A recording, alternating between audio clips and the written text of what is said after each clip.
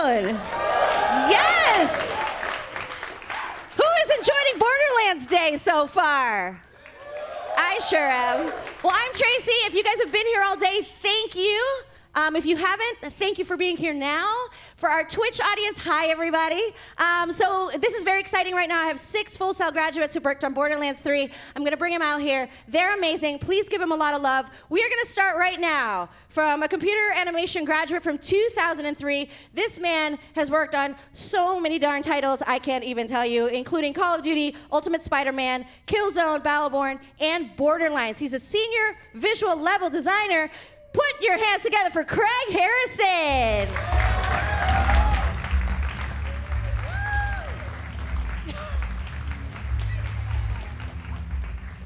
Oh, look, I dropped my pen.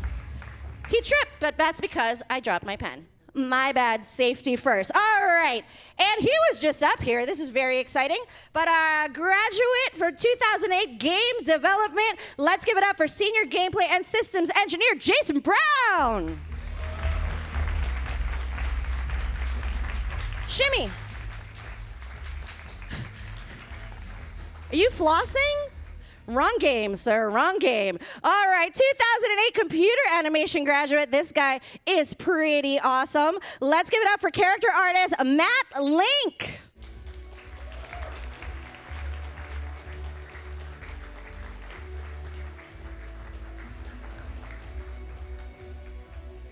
All right, next up we have game art graduate from 2010. This guy worked at EA Tiburon on multiple sports titles and a lot of other amazing things. But let's give it up for VFX artist Joseph Joyal. I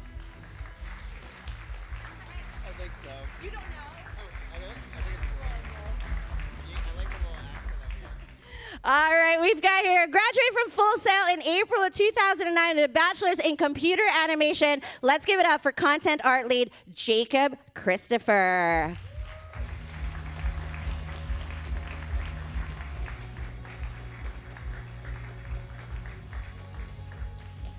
And last and definitely not least, for Recording Arts 2007, this guy is super awesome. Let's give it up for senior sound designer Joshua Davidson.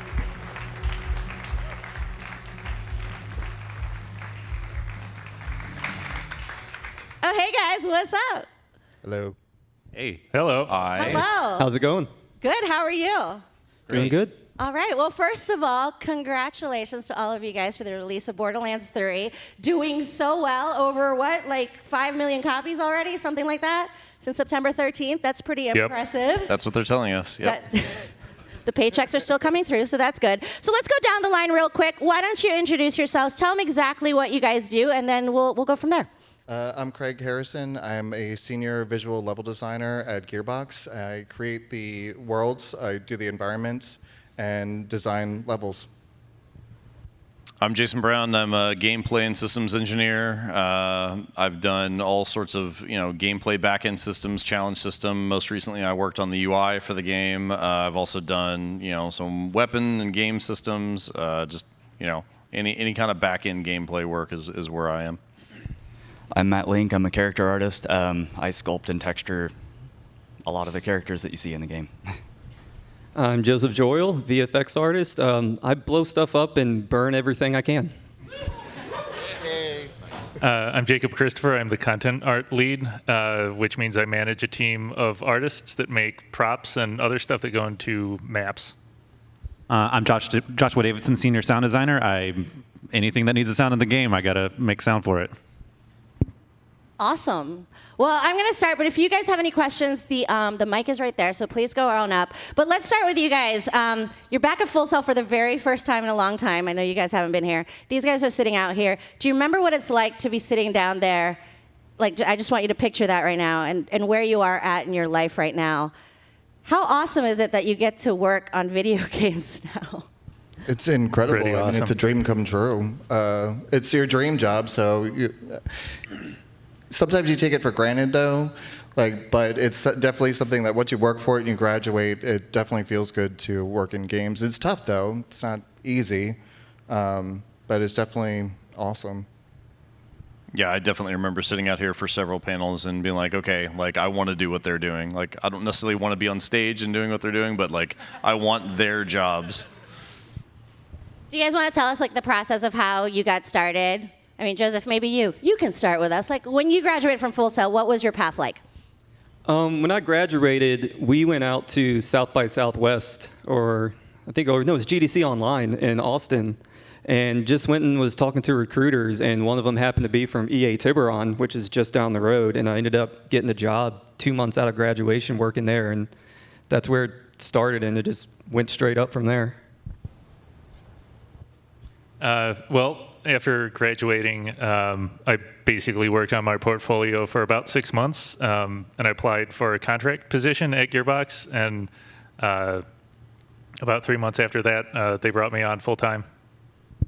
After graduation in 2007, I went immediately to Volition Incorporated and worked for Saints Row 2 and Red Faction Guerrilla. And 2 years after that, I hopped over to Gearbox Software, and I've been there for 10 years, so 12 years total now. That's it? You guys have nothing? Okay, great. Yeah, it was fun. Good night, everyone. Just kidding. No, so I mean, a lot of you guys, I'm sure, are wondering, if you're studying game design or whatever you're studying, you're probably terrified of going out in the real world. Any advice for these guys? It can't just be all roses and amazingness. How hard is it to break out in the industry, and why do you think you guys have jobs in this industry right now? Persistence. That's a very good question. No, you definitely want to focus on your portfolio. You want to make sure that you're focused on one thing. Is the best advice I can give is don't try and do a bunch of things at once. Pick one thing and have confidence in it and have conviction to it, and present that. Master that first. And I work with the hiring team also over at Gearbox and over at Activision. I've done that too. I've worked in several places. But when I see potential candidates, and they'll have effects, and they'll have modeling, and they'll have environments and lighting and everything else, to me, it's like you're a little confused on what you actually want to do, or you're afraid, and you're afraid of failing. So you pick a bunch of things, and hopefully one of them will stick. Don't be afraid to do that. Just focus on the one thing that you actually love to do and that really drives you forward and made you want to get into games, and make that your portfolio piece. And that's something that will really shine to potential recruiters and potential employment. One of the things that I did was I was really interested in getting a job in a recording studio, being a recording arts student and everything, and doing engineering and production on music artists. About 2 years into that curriculum, I just kind of, the music industry at that time was changing so much, and recording studios were shutting down left and right all over the place. So I pivoted to game audio because I heard a lot of opportunities were opening up in that field. And I feel like one of the biggest things that you need to be willing to do as a student growing up and trying to get out into the professional world is being kind of willing to pivot and understand where your strengths lie. And pivoting to an industry that has a lot more opportunity can be pretty helpful, and it helped me out a lot for sure. If you know you want to go into games, but you're not exactly sure, so you say you're a coder, but you're not exactly sure if you want to do tools or gameplay, one thing that can be helpful actually is go to a site for a company that you like and go start reading some of the job requirements and read what they say the responsibilities are, what the requirements are. And you'd be like, yep, I can do that. Nope, can't do that. Nope, I can't do that. Yep, I can do that. And then, if it's something you really, really care about, start trying to figure out how to check off more of those boxes. All right. Cool. So tell me about, what is it that you love about what you do? I mean, do you still go to work every day and think, holy cow, this is what I do for a living? Or do you go into work and go, ugh, I have to go to work? I still can't believe it every day. I get to go in and just blow things up and make any kind of explosion I want, and electricity. It's literally a blast. I still can't believe it some days. One of the best things about Borderlands is it never gets old. It's always it's like a sound designer's dream project, as it's probably a effects artist's dream project, because it's not just one genre really at all. It's not just fantasy. It's not just sci-fi. It's not just military shooting. We have all of that in our game. And from one day I'm working on creatures, the next day I'm working on explosions, the next day I'm working on, a poop rocket launcher or something like that. It's just all over the place, and it's always changing and never gets dull. That's for sure. It's certainly never dull on the code side either. Like, I mean, you have to figure out, okay, how do we make the poop rocket launcher splash everywhere, right? Like, there's no shortage of just batshit crazy ideas that are just come up with the designers. And, from my standpoint, it's a fun challenge. Like, okay, that's crazy. How do we make that actually work? Because that sounds awesome, and we want to do that. And I think everybody here contributes somehow to how do we pull off crazy. I think for me, it's definitely working on a team that you can collaborate with and you get along with really well, because you're heading towards a similar goal. And like every time you want to come up with something or you have some crazy idea, you have to actually inspire your teammates. And so for me, what keeps me going is actually the people that I'm working with. And that team that I'm working on, and the game that I'm working on too, is really important. There's, when I was over at Treyarch, I stopped working at Treyarch I was there for about 5 years. And it was Call of Duty. I was always doing war games all the time, and I wanted to do something different. I wanted to go and try and do like a science fiction game is when I worked over at Guerrilla. But it was the teams that kept me at Treyarch for so long. And here, I've been at Gearbox for like 7 years now, and I absolutely adore the team, and it's fun to work with them and come up with different things every day. I mean, going into work every day and getting to make art is basically why I went to school. So getting to do that every day and get paid for it is like a dream job, honestly. And yeah, I don't know, just touching on like all of the crazy ideas. There's always new characters that are coming in, and we have to figure out how to get them to work. New systems for attachments and character customization for heads, skins, all of that. It's a new challenge every day, and it's what I love doing. So. Matt, what's really interesting is you and I were talking last night, and you were saying that you kind of fell into this, like you kind of knew you wanted to do this, but you weren't sure, yet you've been super successful. Can you tell me a little bit about your story? I mean, it really just comes down to putting a lot of time in. Initially, I was like headed towards architecture. I was doing like AutoCAD stuff, and eventually I started learning Maya to start modding for Unreal Tournament. And that started me down a different path where I was like, well, this is still similar. And whenever I came to Full Sail, I thought that I was going to do environment art. But as we were doing, I don't know, life drawing and maquettes and things character related, I started shifting that way. And I don't know, just because you start off in one direction doesn't mean that that's where you're going to end up. You might find something else that you love along the way that just inspires you more, and that's where you want to spend your time. But it takes a lot of effort, like in school, outside of school, just being really dedicated to what you want to do. A lot of time. And you were saying that when you were in school, you were actually working on projects outside of school just to get your portfolio perfect, right? Yeah. I mean, some of the classes are really fast, so it's like you learn great things, but having the dedication to spend that time, because you know that's what you want to do at home, like really perfecting, sculpting heads, parts of heads, like anatomy, studying it, just like really learning it. I think they say it takes like 10,000 hours to master a skill or something, and like that's a lot of time. You have to be dedicated. Artists in the room? You have a lot of artists. Matt can you tell us the ear story? Because that is crazy talk. There's an ear story, folks. Well, while I was in school, I would practice like sub-D modeling different parts of the face, like the nose, the ear, so you learn the structure, how it all like flows together. You can get like really good edge flow. It's not necessary for animation always, but it's something that we look for in candidates. Like there can be a pretty good looking character, but it's a small detail that, I don't know, it can show lack of attention to detail if you look at an ear and it's just kind of like a blob. It's like, well, all of it needs to be good. It's all going to get scrutinized. It's going to get looked at like every square inch, and all of those details matter. Something to be said for game assets. You know, he may get told that, okay, you're going to build this character and it's going to be used for this one thing, and then maybe 6 months later they decide, yeah, you know what? No, we want to actually use this character for like 5 times more things. And now all of a sudden, like there's cinematics where they're shooting the character, you know, from a ton of different ways, or you know, you make a mask and now it's getting passed out in a room. You don't always know exactly what your stuff's going to get used for in code, art, or level design. So trying to have that attention to detail or whatever you're doing, it may not matter at that moment or even a month later, but it might matter 6 months later. Cool.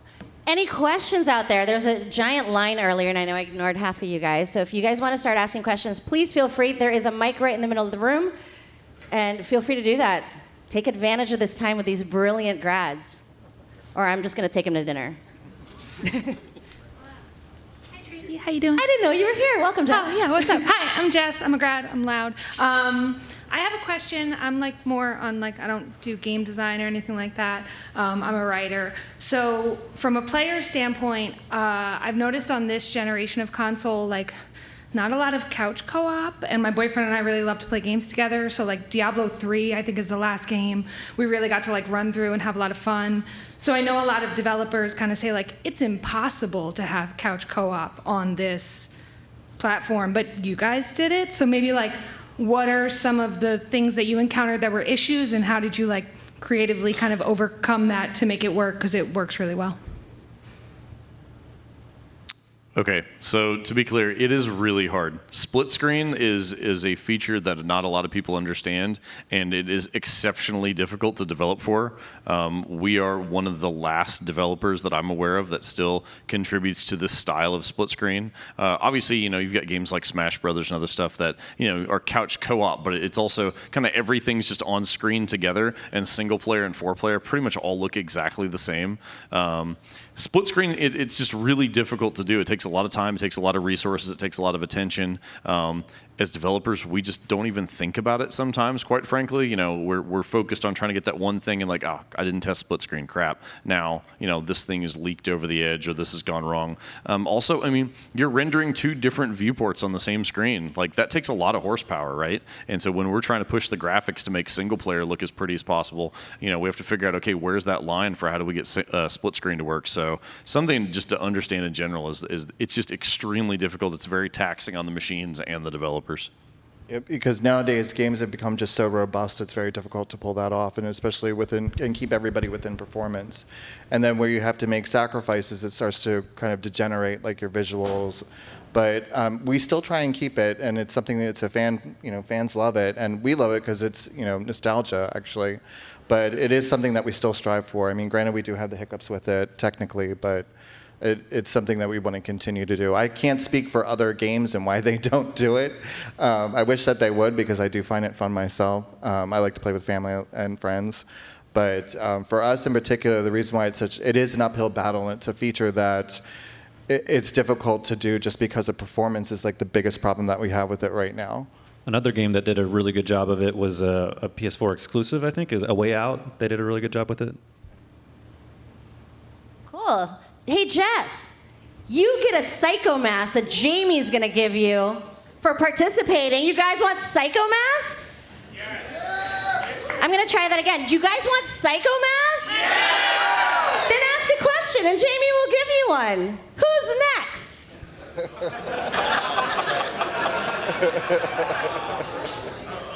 Oh, look, they're all standing up now.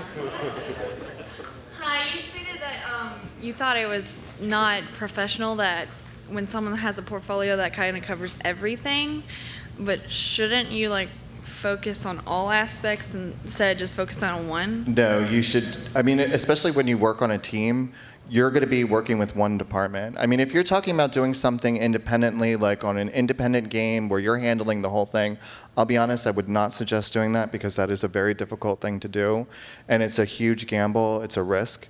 If you want to get on board with a studio, I would focus on one thing that you enjoy doing the most.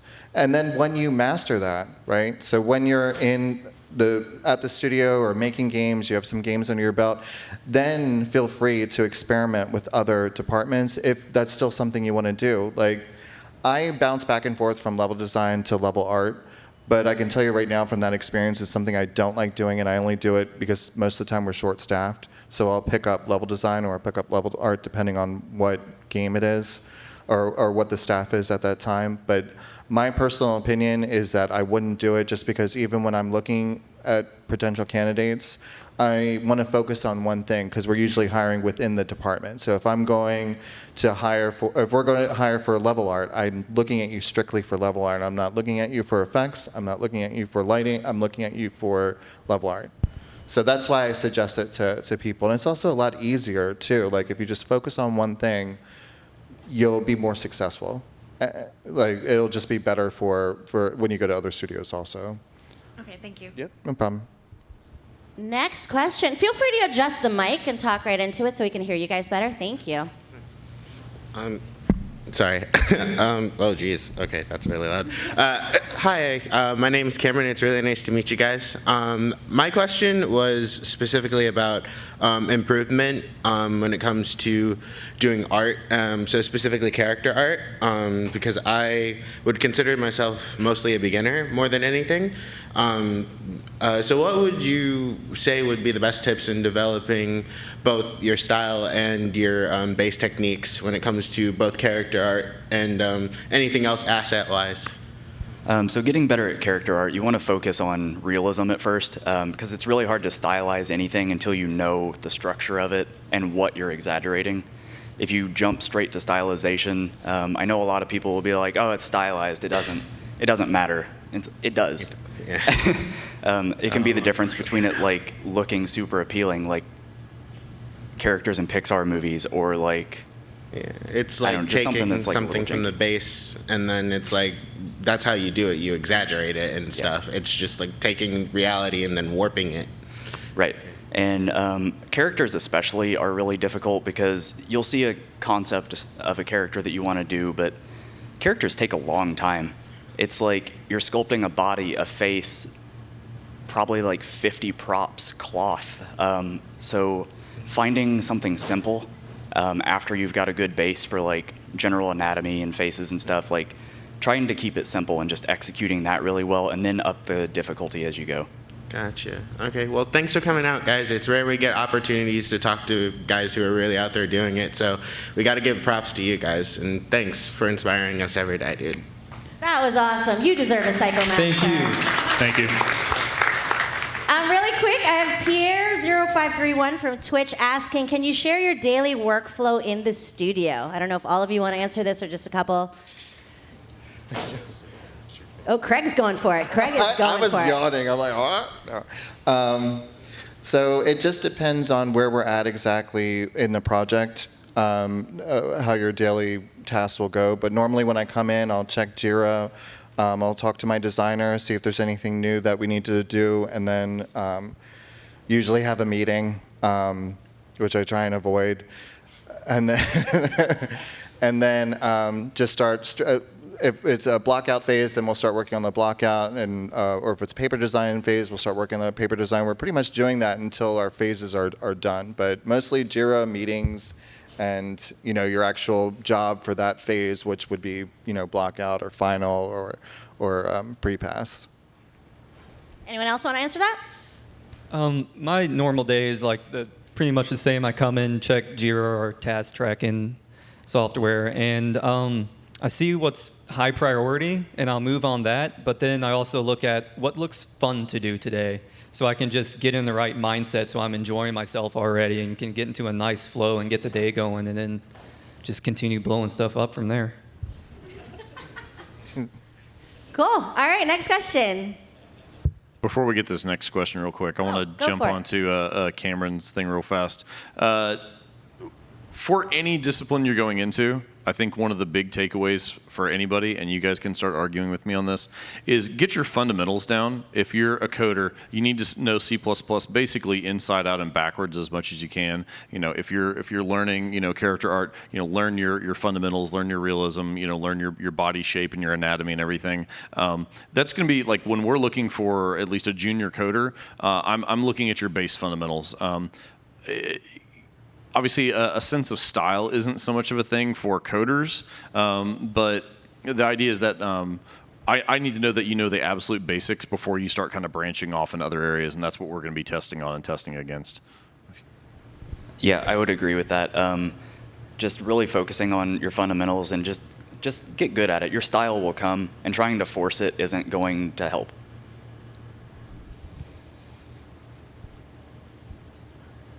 Hi, I'm Kat. I'm a computer animation student. I'm a little bit more than halfway through right now, and I still haven't necessarily chosen something that I'm super interested in, but once we did character modeling and stuff. I actually got really interested in that. I was just wondering, maybe what do you guys look for in portfolios specifically for character modeling and stuff like that, or if that's even something good to start off of? Character art's a really hard discipline to get into. There's not that many jobs for it. I'm not saying don't do it. If you love it, absolutely dedicate your time to it. But in portfolios, we look for a good understanding of anatomy, like pleasing shapes, well-sculpted faces, good proportion in relation to each other, good use of colors, just things like that. Really just things that relate to traditional art too. It just needs to be pleasing to look at and like. And I also had a kind of a second question. For portfolios and stuff, is it normal to, since you say focus on one thing, would it be normal to have maybe 2 separate portfolios for 2 things, or like character modeling and then maybe props and environment, or would it just be safe to just do one like discipline? I would choose, well, yeah, Jacob. Well, I would actually choose kind of one or the other. I think it could be good to have 2 portfolios, but that kind of means that you're split between 2 things at once. It might be better, like, you could do props first and have a separate portfolio for that, but that's kind of that might get your foot in the door for environment art, and there might be a chance that you can transition to characters. But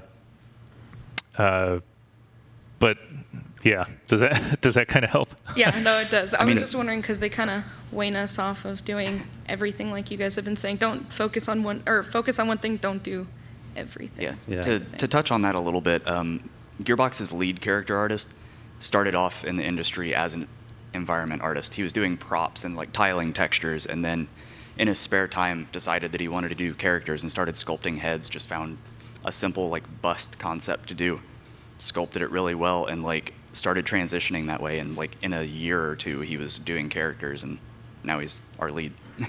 Awesome. Thank you guys so much.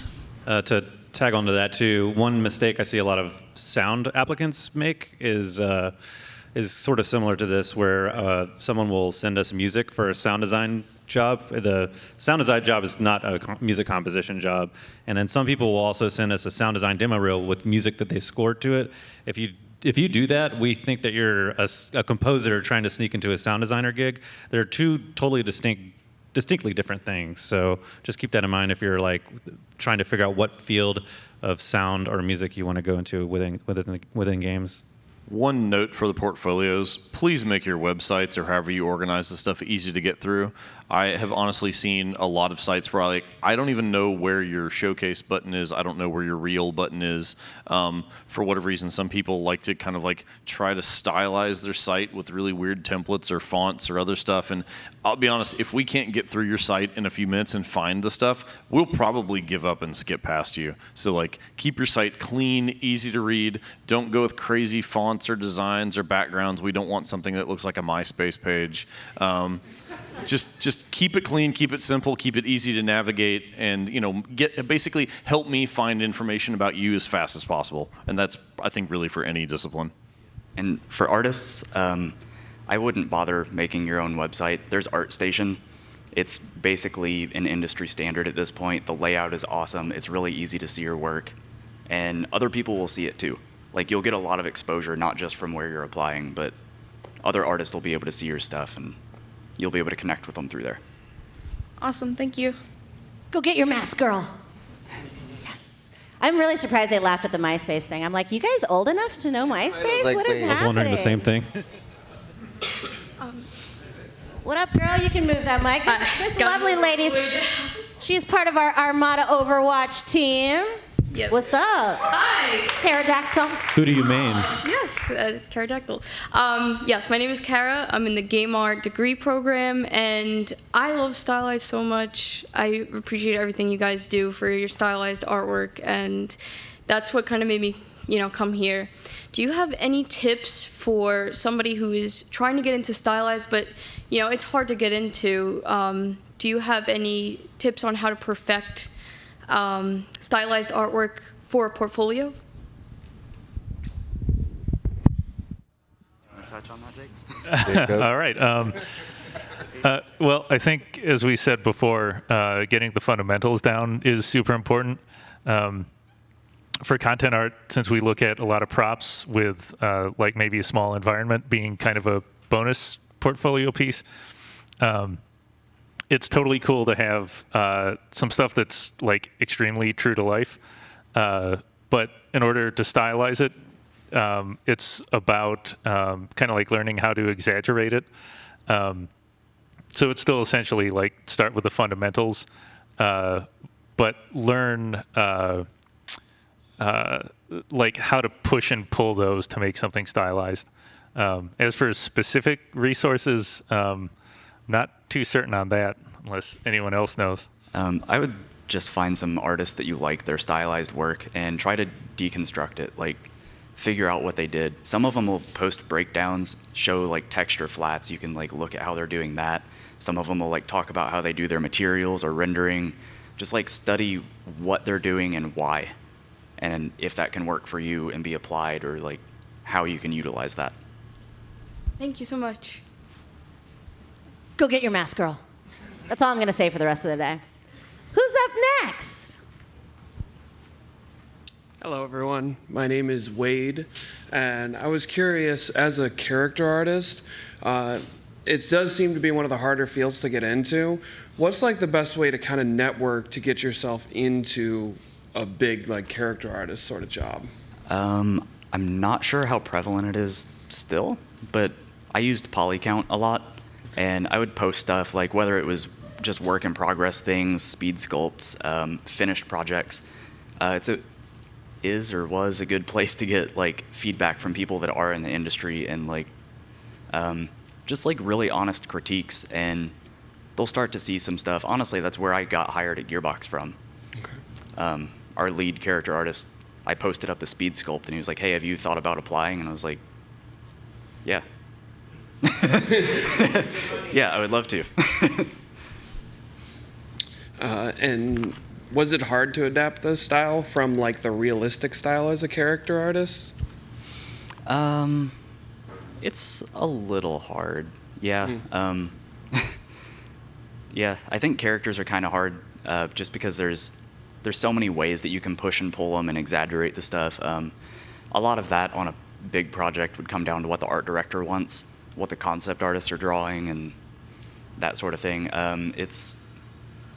A lot of it's really subjective with stylized stuff too. Like some people like it, some people hate it.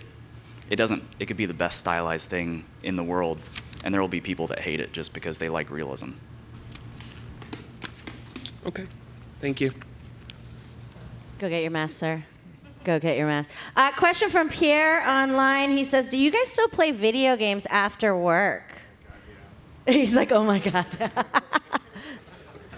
Yeah, so I was trying to finish up Dishonored 2 before we launched Borderlands 3, and then the game came out. I actually plowed through BL3, played through it pretty fast, and actually finished up Dishonored and Borderlands on the same day.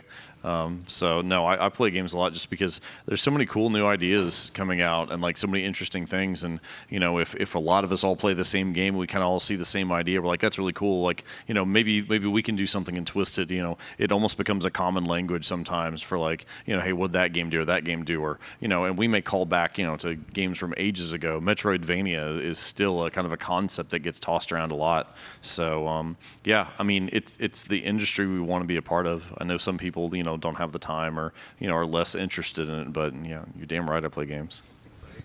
Here.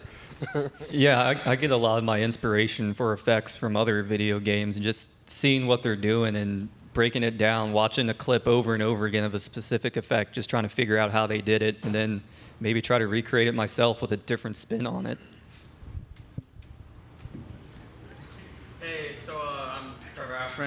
Game design student, and I'm in my third month. And for Craig, I was just wondering, are there any tools or programs that I can like use at home and like practice to start building my skills in like level design or just like level design and all that? Unreal is actually really easy to use. That's where I would start right now. I mean, if you would ask me years ago, I would have said Radiant, but Radiant has like a really difficult scripting system, which is tough for level designers. It's one of the reasons why it took me so long to become a level designer, because I still am a visual person, but Unreal is all visual. So I would totally go and try Unreal. And there's a lot of stuff available to like actually build levels and create those spaces and to create your design around it as well. Thank you. Yep. Do I have to tell you? No, just go get it. Cool. So with the addition of mantling in Borderlands 3, was there any difficulties with like making level designs that included verticality in interesting ways, or did it just come naturally, or was there any hiccups with that? See, we always try and do stuff like that. And for me, in particular, for my levels, like I couldn't wait for us to do that. And I love making puzzles around it. And it was pretty easy. Like once you get that extra mechanic, like we usually will get it when the rest of the team really wants to do it also. We don't just implement something to where it's like, hey, we're going to try this. Like it's usually something that the team's like, yes, let's do this. I really want to try this, like sliding or mantling. And we start implementing into the game. The trick is to actually get it sooner rather than later. Like I've worked on projects, when I worked on Killzone 4, we had a type of hook shot that was still being proved out. Like while I was because I did the first level for that and I did the last level and I did the Cassandra level with the ship. But most of the other levels you'll look at and they don't have the hook shot as integrated because that came on really late and the proof of concept was really late. So unfortunately we didn't get other designers to actually participate in it. But for Borderlands, we kind of all decided that the mantle was the thing we were going to do and it was part of our system. We had plenty of other ones too that ended up getting cut like right through the blockout phase. But once we had that and agreed on it, it was really easy and fun to make puzzles and stuff with that. So it was just once you get it, it's fun to do. So it's really not difficult. It's more or less just like finding ways to integrate it into your map. Thank you. Yep.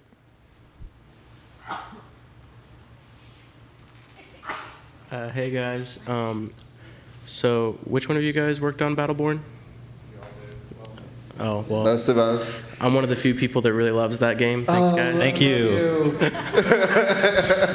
We found him. My favorite character was the one like Oren or whatever, the girl with that big guy in the back. But with the weapons that you guys make, like how did you guys come up with some of the unique type ones, like the poop rocket launcher and like the walking guns and stuff? Like, were you guys just in like a room just being like, oh, this would be crazy? That's like a whole separate department, though. That's our weapons. Yeah. So yeah, we have a guns team, and they're a multidiscipline team. They've got animators that come on and off. They've got 2 designers, concept artists, several content artists, and it's not usually like them sitting in a room at the hacky sack all day coming up with ideas. It's a slow thing. So like Guns with Legs was later in development. Also, some of the stuff is just us building on top of BL2, right? Like there was like Conference Call and some of these other really ridiculous guns in Borderlands 2, and so we kind of look at some of those crazy ideas and say like, okay, now we have all these new toys. What can we do now, right?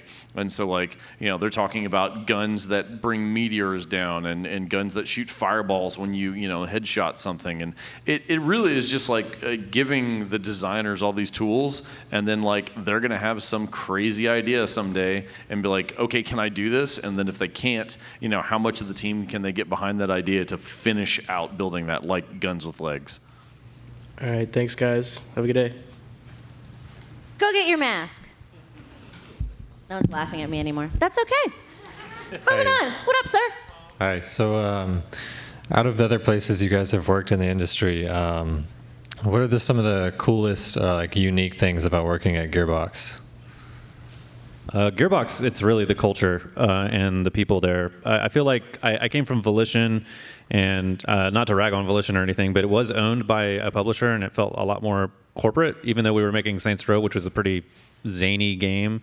But on the flip side of that, we were also making Red Faction Guerrilla, which had a very kind of serious tone to it. But it's not just the tone of the games that we're making that causes that culture, but I feel like there's just this environment of transparency and openness at Gearbox that wasn't there at Volition, where we all feel like we see the royalty reports, we see how the sales are doing and everything like that. The company is completely open and honest and transparent about all that stuff, because we make royalties on the game and stuff, so it's important for Gearbox to be completely transparent about that kind of thing. And it's actually kind of radically transparent for the industry. It doesn't really happen in a lot of places. And because of that, I feel like there's just this extra level of, oh, we're all in this together, because if this rocks, then we all feel it, It's not just, some executives that take a big paycheck, essentially. Yeah, the one thing I love about Gearbox is our artistic freedom and creativity. They're just like, go, do it, make the thing, make it awesome. Like, the trust that our upper level management has in us is just amazing. I haven't seen it anywhere else. Yeah, absolutely. Before Gearbox, I worked at a really small indie studio, and the amount of freedom, like creative freedom that I have at Gearbox to like implement my own ideas or like change things, just do what I want and put my own spin on it it's kind of astounding, because even a small studio that had like 20 people, I didn't have that freedom. Yeah, I tell people Gearbox treats us like adults, like actual adults, and you're going to be responsible, and you're going to deal with whatever consequences are going to come out of that. A lot of places, small studios, big studios, corporate studios, you're going to have somebody sitting over their head, or this is, exactly what we need to do. And yeah, we have a ton of freedom to kind of choose things that we want to do and things that we care about, and then actually spend time getting that in and getting team buy-in behind it. The other thing is, Gearbox has grown a lot over the last, 6-7 years. There's kind of a club for everything at this point, formal or informal. There's people that go climbing, people go see movies together, people go to the gun range. I'll go, play golf with some guys. It is not hard to find a group of people that you can kind of get in and tighten it with. And all the departments seem to be also really tight knit together. The audio guys hang out together, effects teams always going to lunch together. So yeah, it's just a really tight knit studio. Yeah, I have to agree. It's the culture there. So we all get along really well. Because we all want to make that extra money. So we have to make good games. But yeah, it's definitely the culture. I've worked at other studios, that were equally as good, but not like the kind of freedom that I have here. Like, even now, the stuff that I'm working on, I don't really have a lot of people over my head or over my shoulder trying to negate like where I'm going with stuff. I have a lot of freedom with what I'm creating, and that's the huge plus about Gearbox. Yeah, I don't think that you could make a game like Borderlands if there was a publisher constantly infringing on the creative vision of the game all the time.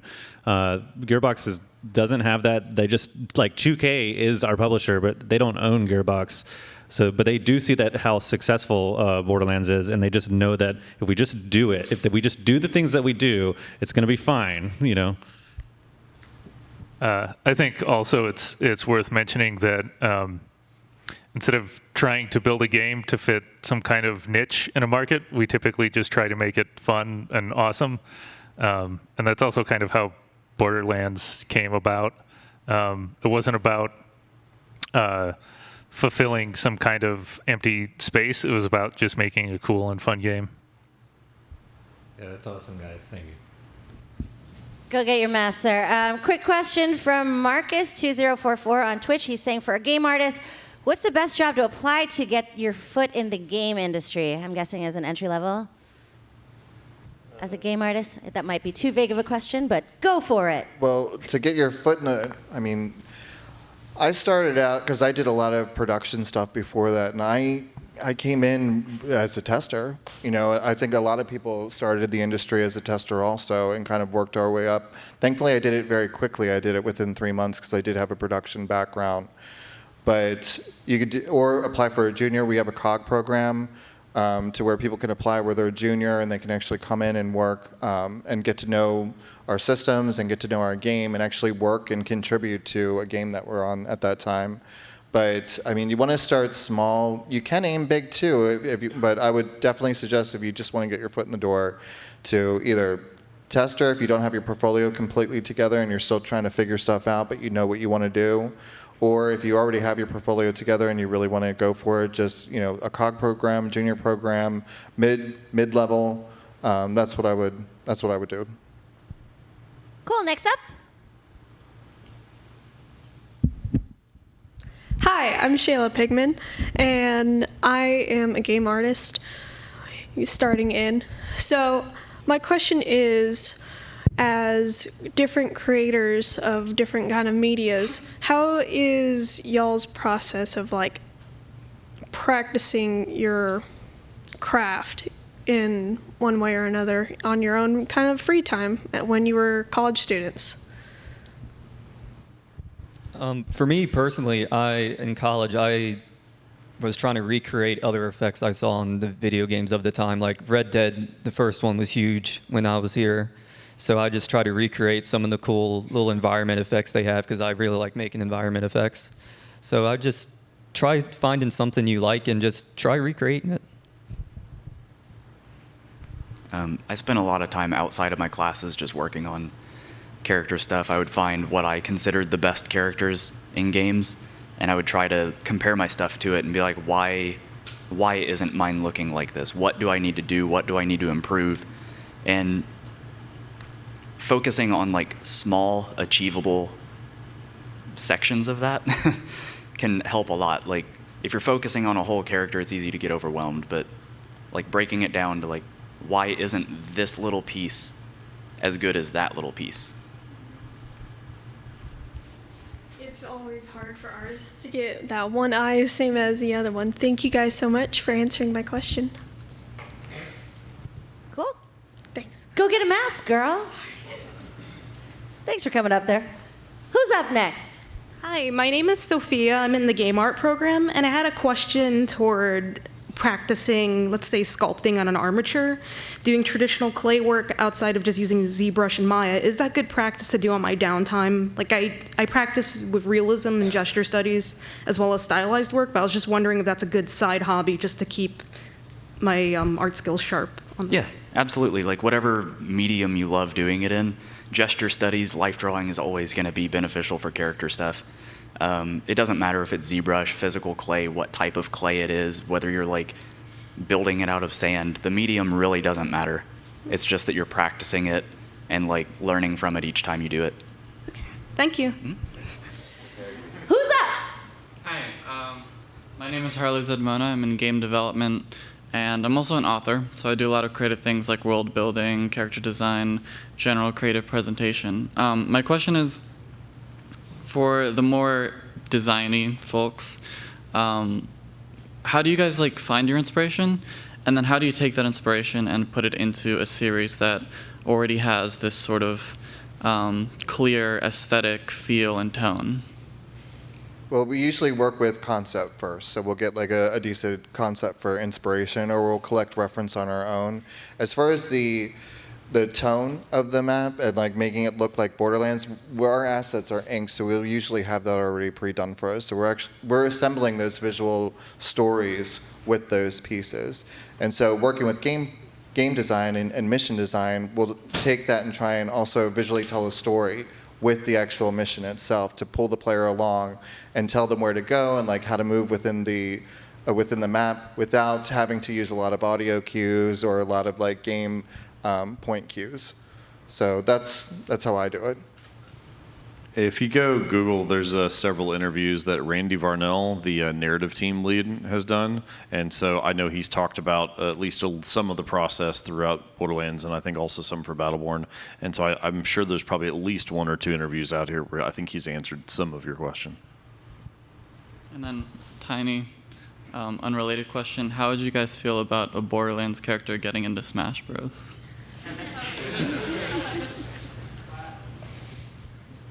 Yes. Yes. Thank you. Hello. Hi, my name is Anakin, and I'm curious, what made you guys want to go down this path? Like, you do the sound design. I'm sure you've done the sound of, say, a human body exploding or something. What made you guys like want to go down this path?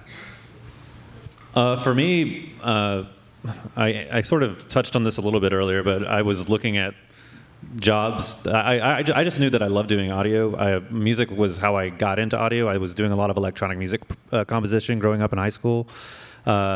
And it was just like a matter of just looking at what sort of musical opportunities were out there and being kind of disappointed in them when I was here in school, because I always had this idea of like, okay, the recording arts dream is to go work in a recording studio as an intern, level up there, and get a job as an assistant engineer, and then hopefully maybe one day you'll be like a big engineer, on a project and stuff. And not that the dream's impossible now, but it is really hard.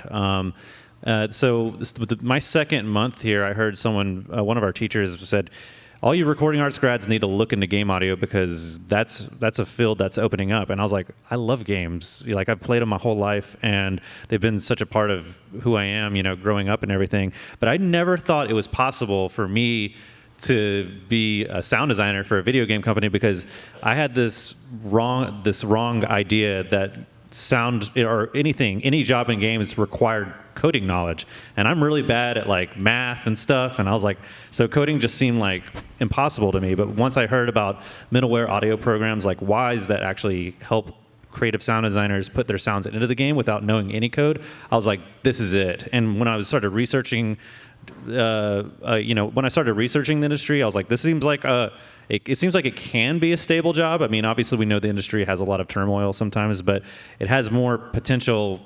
At that time, it felt like it had more potential to be a steady career than the audio engineering stuff for music. So I just bolted and just kept thinking about it. I thought about it day and night for the rest of the time I was at Full Sail, and just kept on researching it and learning more about it and emailing people in the industry. And one of the first people that I emailed, it was actually on MySpace. I was emailing a bunch of people on MySpace because MySpace used to have this tool that allowed you to search for people's like jobs and names, and you can filter them out and find out who's working in the industry. It's sort of like LinkedIn does today, but at that time, like, I was able to find so many full-time creative sound designers, and one of them was Brian Fieser, and he kept on getting back to me and answering my emails, and he taught me a lot about what implementation was. And fast forward, 10 years, and Brian Fieser and I work together. He works at Gearbox now, and he's a lead sound designer there. So small world, small industry, but it's amazing how things like that can happen.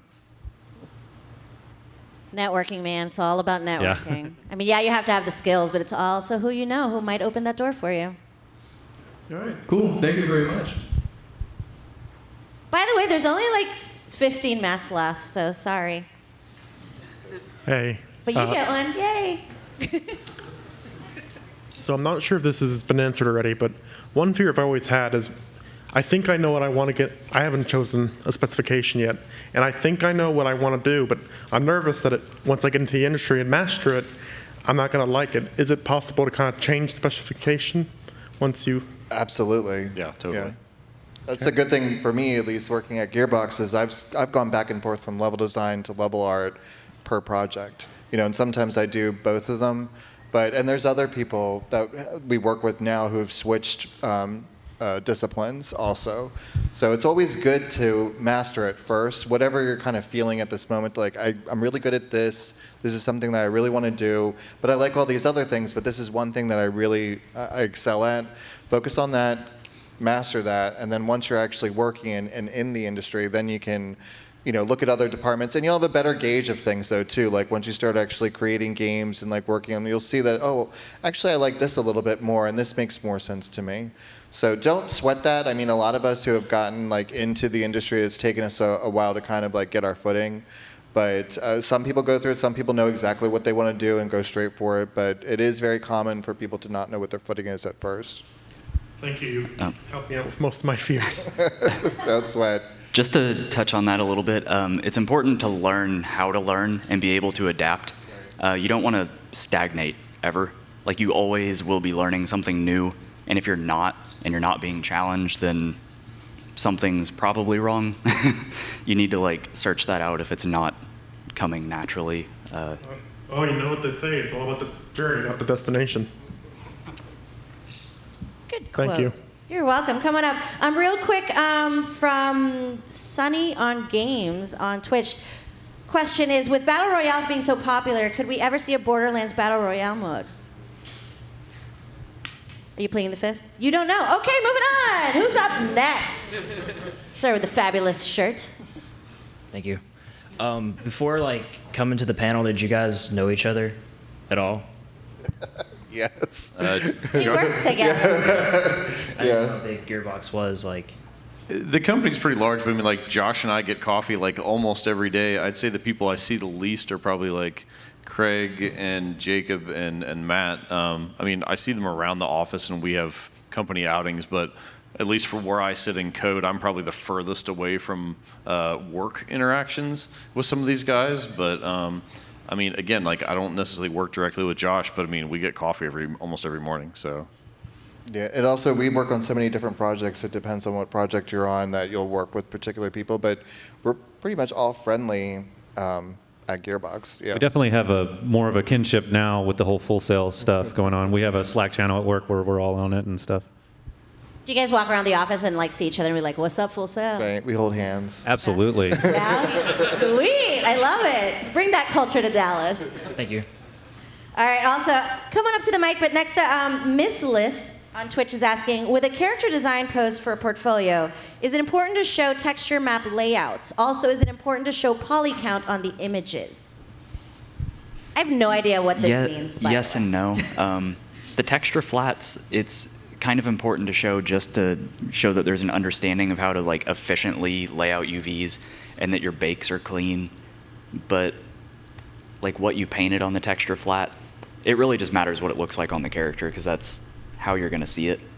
But yeah, it shows efficiency, and that's an important thing to show off. Same with poly count and showing the edge flow of it. It has to be able to work with animation and be able to deform properly, and yeah, it needs to fall within the poly count restraints, otherwise you can't do split screen. Got it. Next up, what's up, girl? Hi, Josh. How did you make the signature claptrap and the flag, the character flag? It sounds great. Very cool. I actually didn't make the claptrap voice processing, but Rayson Varner did, and that was back in 2009. And one of the biggest plugins in that chain was this granular synthesis module. And it was a freeware. Actually, you could get it on KVR Audio for free, and it was called KT Granulator. And we used that processing chain in Borderlands 1 and 2, and we used to have to manually because now that we have Wise, we do a lot of the processing chains inside of Wise, but during Borderlands 1 and 2, we had to manually process every single claptrap file. Luckily, we could batch process it to make it go quicker, but in Borderlands 3, we're like, you know what? We don't need to. We need to do this all inside of Wise. So we actually switched the plugin. The actor switched as well, but a lot of people were thinking it's just the actor that made it sound different. But we actually wrote our own version of KT Granular inside of Wise, basically, that does the granular effect for us. So that all we have to do is hit a checkbox now, and it just does all, it just does all the claptrap voice now. And as far as flat goes, I haven't talked to Andrew about that. He's the one that recorded FLAC and did the voice processing for him. But that's all done inside of Wise 2, probably with some doubling, a doubler effect, some chorus, and the actor's voice is already he can do really deep voice. So half of that was already taken care of just by the performance of the actor. Hi, I'm Abby. I've talked to two of you so far, but I was wanting to ask more towards VFX. We don't really have that much of a discipline in Full Sail with it, so I was wanting to know, how exactly do I put myself out there, learn more with VFX? I also want to do environment art, but I want to do incorporation, I want to do waterfalls, I want to do campfires, I want to do stuff like that. So what kind of programs do I need to learn besides Houdini and Unreal to really dive myself into it and have a better understanding of VFX, since I'm going to mostly be self-taught? Unreal is a great place to start because you can go onto the marketplace, find free assets, download those, open them up, and look at them. See how they're making what's already there, and then try to make it yourself from memory and see if you can do it. Yeah, that's probably the best way to go about doing it. How And- would you? I'm sorry. I was going to say you can also check out the real-time VFX forums.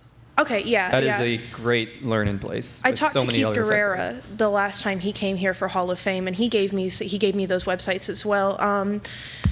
Oh man, brain fart! I lost my question. Sorry, palm sweaty, mom spaghetti.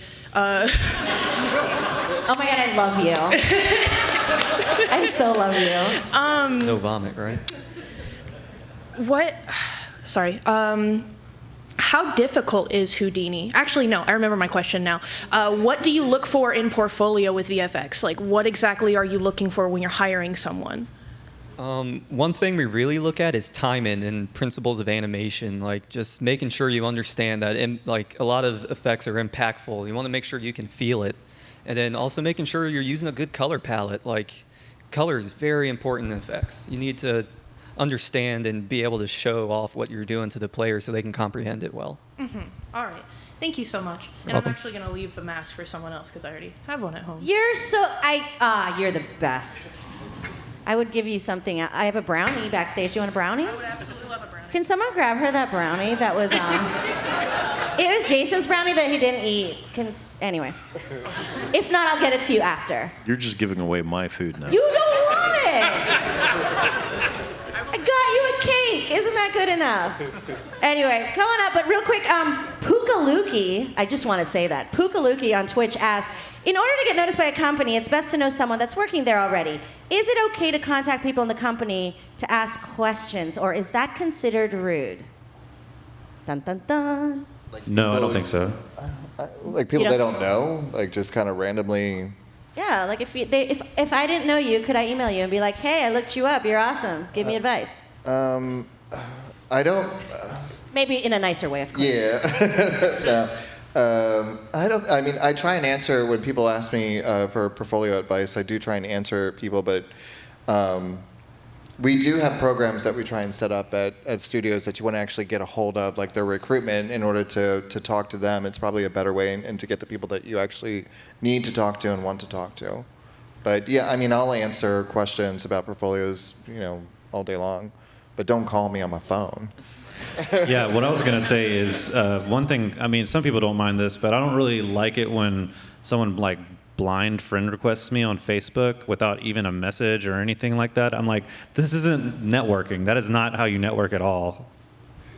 Yeah, same with LinkedIn. Don't just add it and then maybe a week later, if I accept it, like toss a question. Like if you have a question, just go ahead and ask it. And LinkedIn, I think, is a good way to kind of get that across. It's also like if I get a LinkedIn message, I'm not looking like, that's weird. Why are they asking me about my job? Unlike a Facebook message, like LinkedIn tends to be kind of a better place to do that.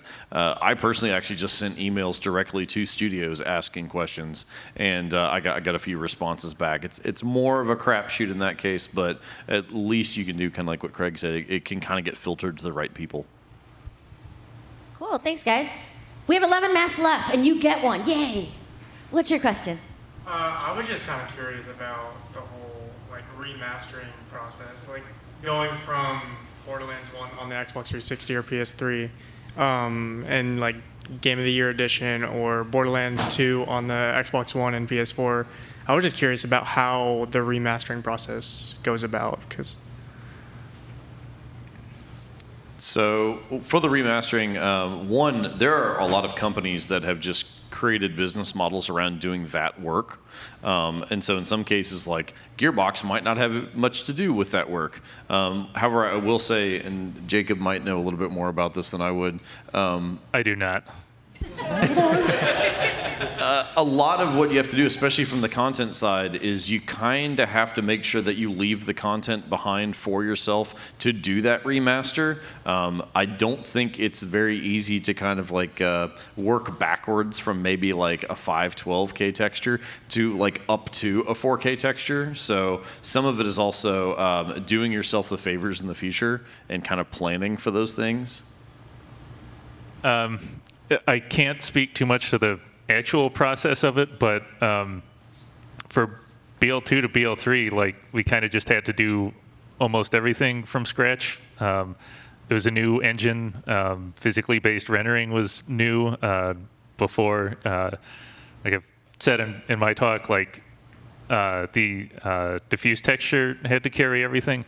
But since things are totally different, we had to just kind of like remake everything. Thank you. All right, coming up, but real quick again from Twitch, we have Bilanef, whatever. How much time does it take to make a character from the idea to concept to design and sculpting? Sculpturing? Is that a word? What is the hardest part of the process? It's a long process. Sculpting a character can take a month plus. It honestly depends on how intricate they are. Like Flack has a ton of stuff on them, so many intricate layers that have to work together, and it all has to be able to work with animation. So, I don't know, it can take like, on the very, very low end, a week, but probably closer to like 1 to 2 months for current gen characters. Cool, thank you. Hello there, sir. Hello. Oh, that's nice. Wow, they are totally mad at you in the back now. Good. Sorry, guys. I just want to know what the milestones are like for artists. You know, do you get a checklist every month, or how does that work? For me, it's like on a per asset basis. I'll do like a prototype mesh, check that with rigging, then it goes to like proxy mesh, which is like a little bit more detailed, and then that gets sent off to design so they can start using it. And then there's like high poly, low poly textures, and then my part's done. Do you have like 2 or 3 models a week, or like a month, or? I usually get maybe 1 to 2 assigned to me at a time, and they just kind of like filter them in as I'm finishing them. It just depends. At the beginning of a project, there's a lot more proxy and prototype meshes, so we can get other departments fed assets so they can start doing their job. And as they have those, then we can start on high polys and things.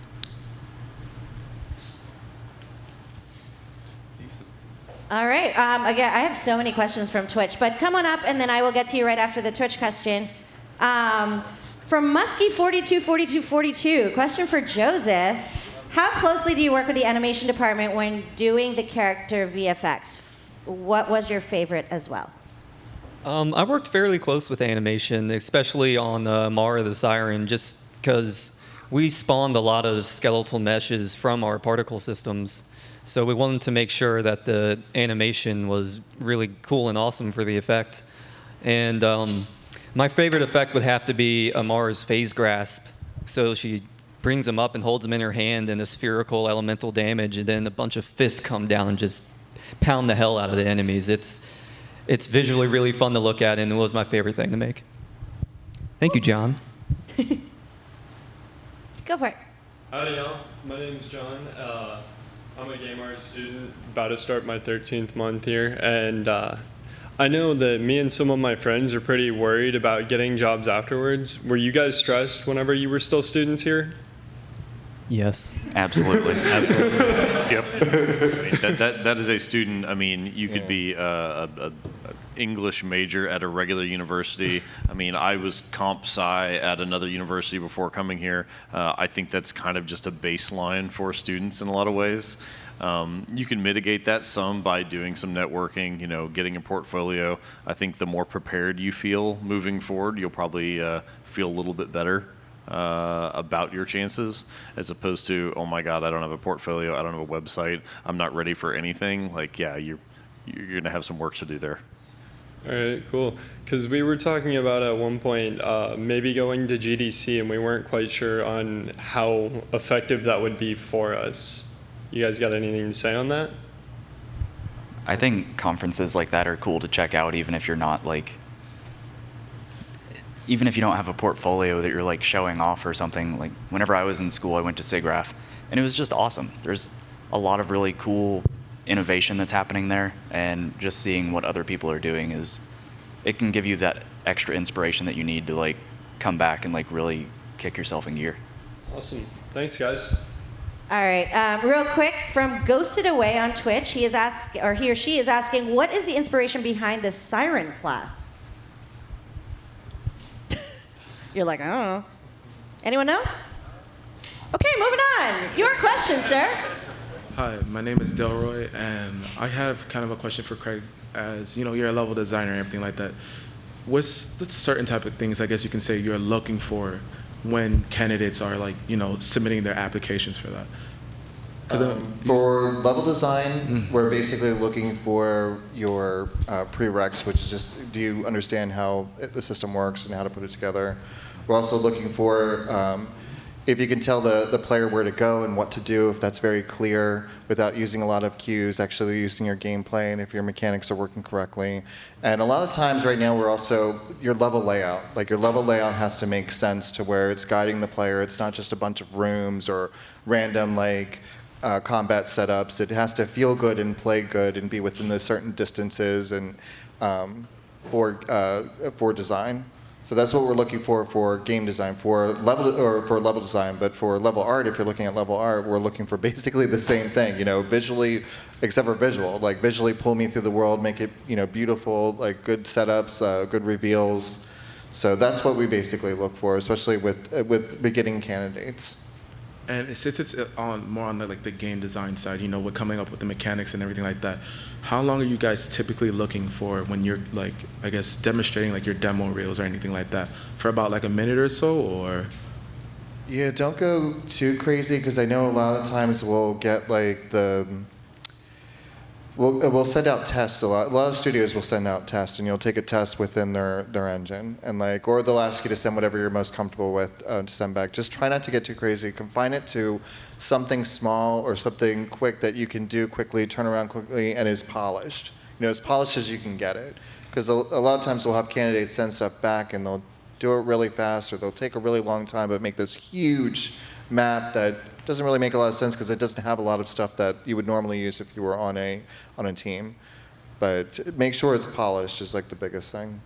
Thank you. All right, coming up, real quick, there's a question from Twitch from Ms. Liss, and I don't know if you guys can actually answer this, but it says, do you think that online students are at a disadvantage compared to campus students, considering campus has a more hands-on experience and networking opportunities? I know you guys all came to campus, but if someone is online, do you have any suggestions for them to be more hands-on? I'll say this: I don't think that there's a disadvantage to getting a job in the future for being online. I understand the incentive to go online. I understand the incentive to come here. They both have their ups and downs. But what really matters to me is like what kind of person you are and what your portfolio is going to be. That's at the end of the day, it's your work is your work. There's a ton of people in the industry that I work with that don't have any sort of degree. They just kick ass, you know. So.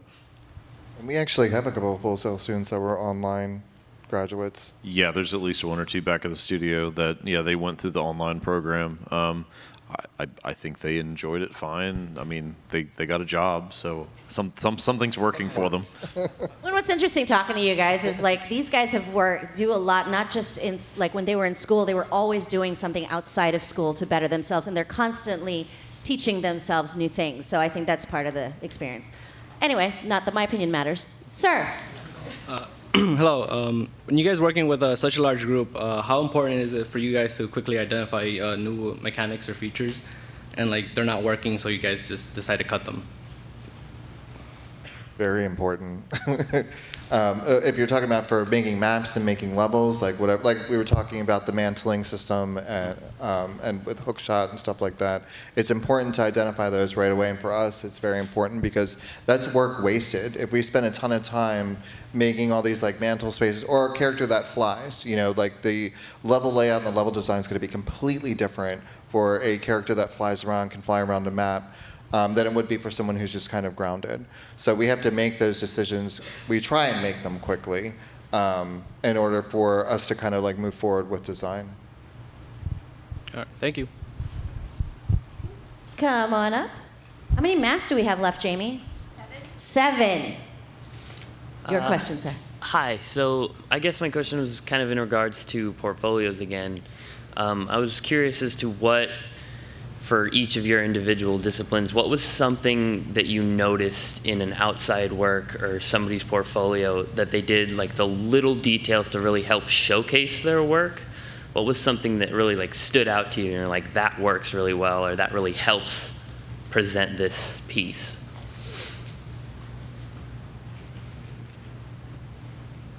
I'm not sure I understand the question. So you want to know what stood out in other portfolios, or something that inspired me when I was creating my portfolio? That works too, actually. That's a great question. I'd love to hear that. Actually, when I graduated, I probably shouldn't tell you, my portfolio here was terrible. Like, I did not do a good job, and I had to remake my portfolio because I wasn't sure what I wanted to do. I had materials, I had texture work, I had effects work, I had modeling work, I had design work. Like, I was all over the map, and I realized after talking to other people, once I got a testing job and I was able to kind of get in and see how people were working and how they were hiring, I was able to kind of like identify certain folks and see how and I would look at their portfolios. I'd look at professionals who were already working in the industry who have their own websites. And then I would grab from them and get inspired from them and be like, okay, I need to gear it towards just this. And so then I would rearrange my portfolio to match it. So. Actually, I can add a little bit to that. For my portfolio, my graduation portfolio, I did Michigan Central Station, which it's an old train station in Detroit, so it's really run down. And it would be a good piece because there's a lot of character to it. So I picked that, which kind of made a lot of sense. And then I also did my car at the time, which was a 1998 Honda Prelude. And since it was right there, it was excellent reference. So having those two things, something that could be full of character and something that could also be like really well executed because the reference is right there, could be useful maybe. Thank you. Do you still have the car, is the question? Nope. Good for you. From Chester TV on Twitch, asking, from conception to final production, what is the most difficult part about creating a AAA title game like Borderlands? Performance. All of it. All of it. Performance, though, like at the end when we have to make sure it runs, that's the big one. Yeah, definitely finishing it is the hardest part. Yeah, I think the front and the back. Pre-pro is a huge thing and often a misused or forgotten or cut short time frame. Things that you set up during pre-productions, decisions that get made, problems that get solved there will pay dividends across the entirety of production. So kind of that upfront planning it feels easy and you're like, oh my God, we can have all these great ideas, but it's also one of those things that, like, man, if you just don't solve some of the right problems early enough, they are going to come haunt you again and again and again. And then, yeah, the finishing is just super difficult. That last 10% is miles and miles longer, it feels like, than the rest of it. Cool. Your question, sir? All right. Howdy. Oh, dear. I wanted to ask, what's the process of getting games into like VR, like Borderlands 2? You know, how's that process? Because, you know, I dabbled in it a little bit with like Metroid Prime 2 Echoes, if anyone remembers that game.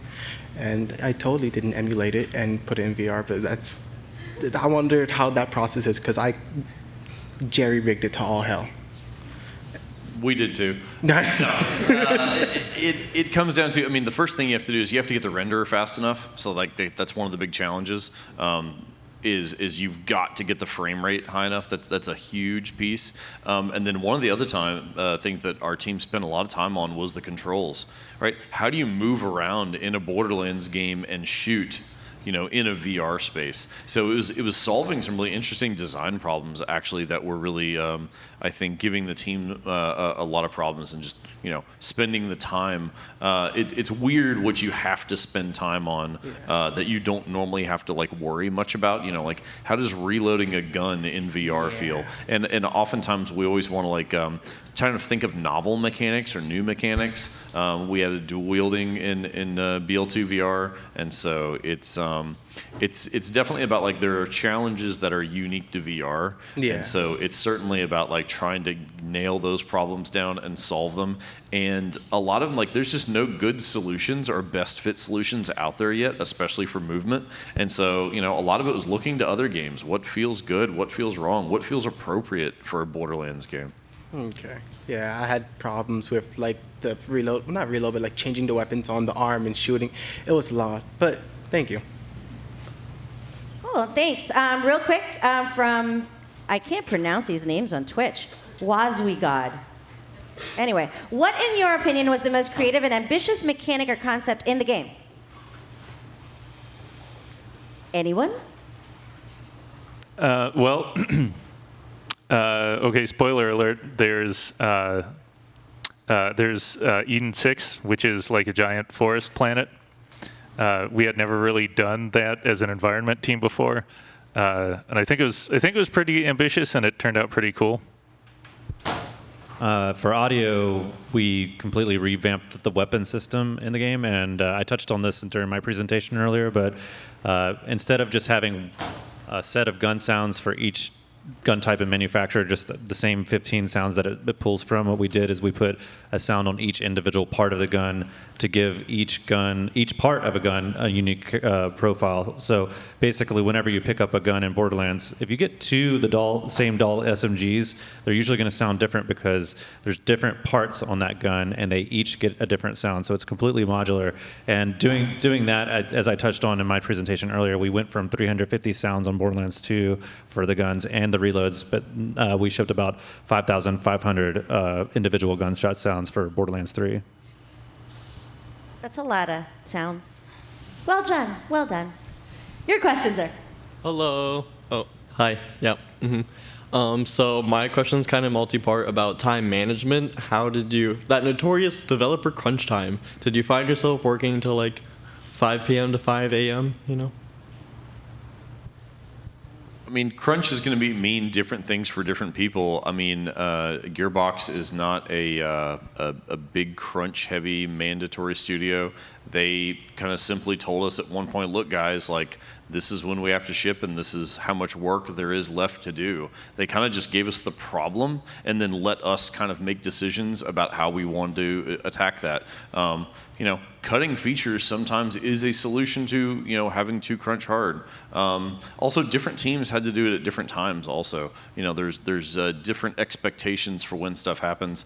Also, as a coder, stuff just goes wrong, and it doesn't care what time it is or how close to a milestone it is. So, like, trying to get through cert, like, we had some nasty crashes rear their heads that, like, we had kind of seen, but we didn't quite understand, but then they started getting worse and worse, and, like, that was just a problem that had to get solved. But I think one of the things I really like about working with everybody at Gearbox is that we know what the work is, we know what has to get done, and people are willing to just put in whatever hours are necessary to get the job done, and we kind of all pull together as a team, as opposed to some upper management telling us that we have to do it. That's not how we work at all. And so, crunch is a weird and a hard topic. I told some other people it's a problem in our industry at large. It is a dirty word, but we also have to kind of figure out, like, what are we going to do about it, right? Ours isn't that bad, though. I mean, when I worked over at Treyarch for Activision, it was really, really bad, and it was mandatory. But Gearbox actually wasn't that bad. And I find myself as an artist, like, not realizing that I'm spending as much time as I actually am on design or on level art, and you kind of crunch by accident, because you get so inspired or you really want to do something, you want to finish it, and you just kind of, it's 4 a.m. Different studios are different though too, and like we made a lot of cuts too. We had a lot of content that got cut out of this game. I mean, it's really big now. You should have seen it last year.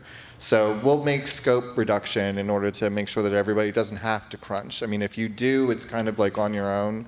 But we try not to make people crunch, even though it does happen.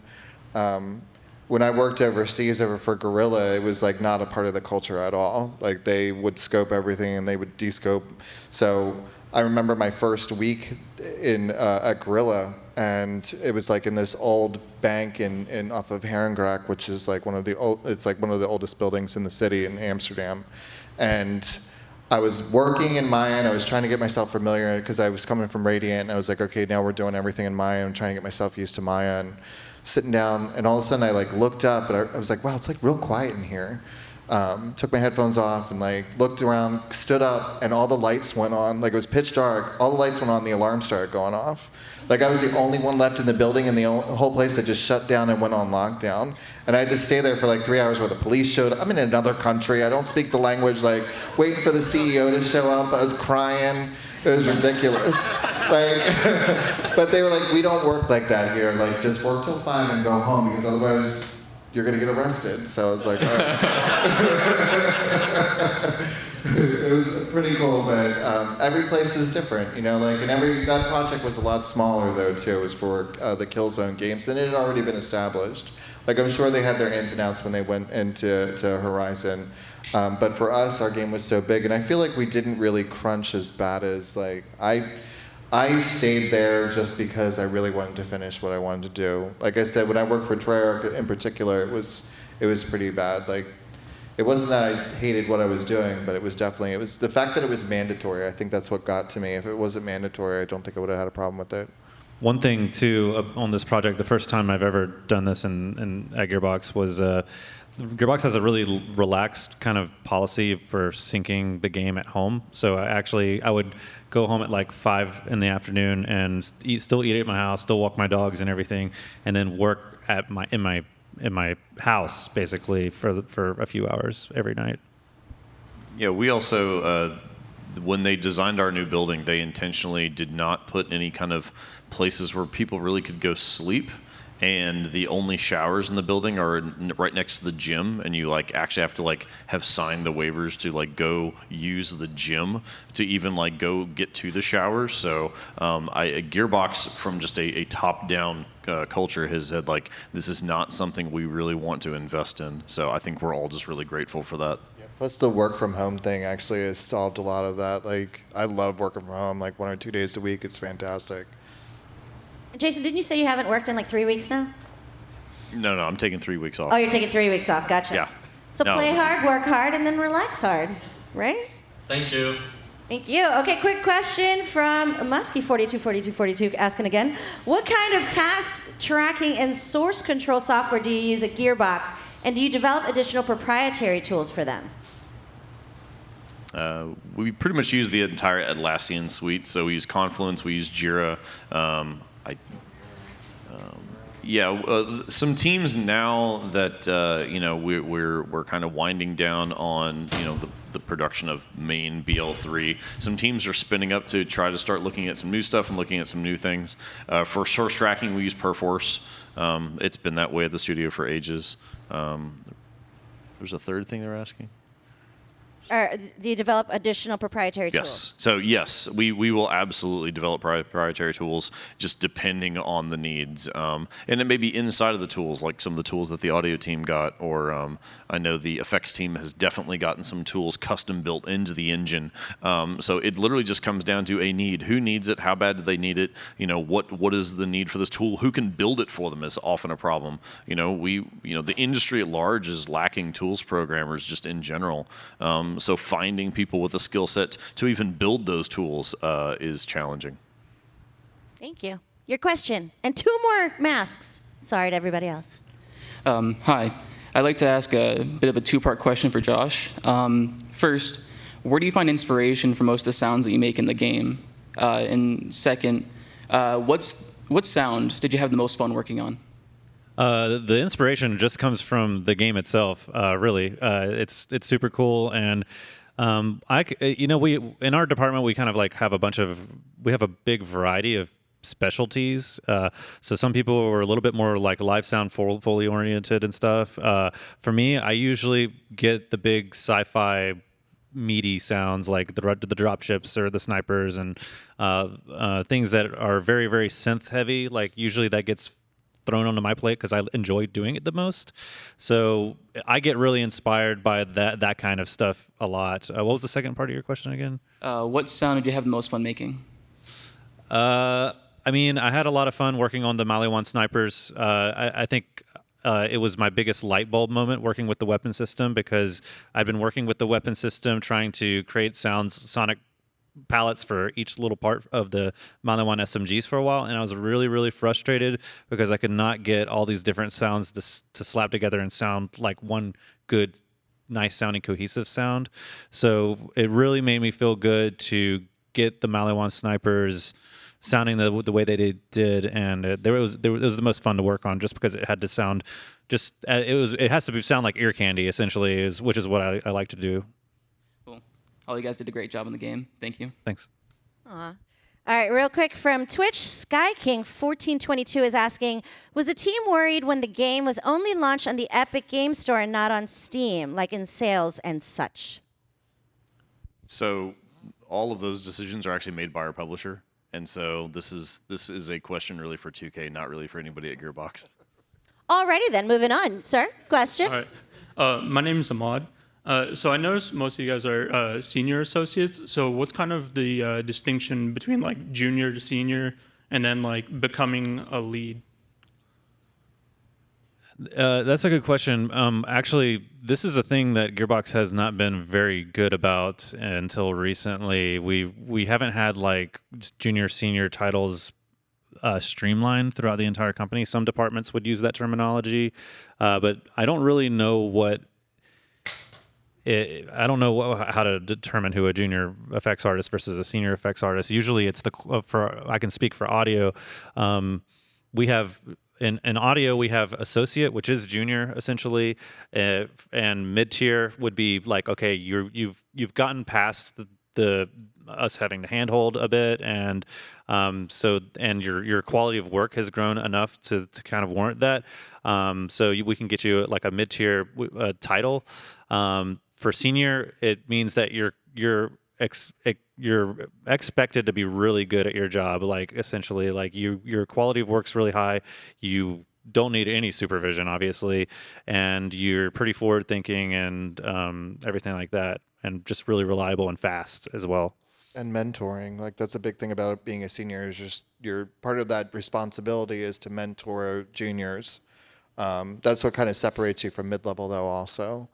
So that's the biggest thing. And then lead is more of a management job. I mean, it depends. Like sometimes you won't, you'll be short-staffed, so you'll end up doing actual work, or I shouldn't say actual work. You'll do work like grunt work, but like when you're a lead, you're basically doing management, and you're managing your team, managing schedule. It's a lot more responsibility. Cool. Thank you. Cool. We have actually 3 more masks left. We lied. And we have a little less than half hour, so if you guys can get through these quickly, that would be awesome. So move on up to that mic with confidence. Thank you. Hi, my name is Sean. First off, played the game as Mose right now, and I'm loving it so far. You guys did a great job.